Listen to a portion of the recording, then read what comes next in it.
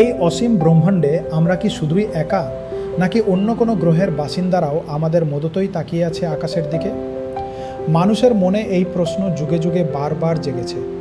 আজ আমরা খুঁজব এলিয়েনদের রহস্য, জানব কেন তাদের প্রযুক্তি আমাদের থেকে হাজারো বছর এগিয়ে, আর কেনই বা মাঝে মাঝে তাদের ইউএফওর ঝলক দেখা যায়। আমাদের আকাশে অনেকেই হয়তো এলিয়েনদের ইউএফও দেখার গল্প শুনেছেন, রাজস্থানের যোধপুরে ইউএফও পাওয়ার ঘটনার কথা, কিংবা পৃথিবীর অন্যান্য প্রান্তের রহস্যময় সব ঘটনা আমাদের কৌতূহলকে আরও বাড়িয়ে দেয়। যদিও এর পুরোপুরি কোনো নিশ্চিত প্রমাণ এখনও আমাদের হাতে নেই, কিন্তু একটা জিনিস প্রায় নিশ্চিত, এলিয়েনরা যদি থেকে থাকে তবে তাদের প্রযুক্তি আমাদের চেয়ে অনেক অনেক উন্নত। তারা হয়তো মহাকাশ ভ্রমণের এমন কৌশল জানে যা আমরা কল্পনাও করতে পারি না। চীন, আমেরিকা, বিভিন্ন জায়গায় তাদের রহস্যময় যানের কথা শোনা গেলেও সেগুলো আজও অধরাই রয়ে গেছে।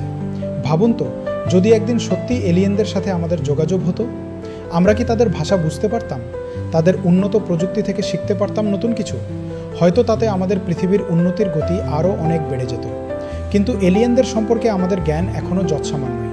এই মহাবিশ্বে প্রাণের অস্তিত্ব আজও বিজ্ঞানের অন্যতম বড় রহস্য।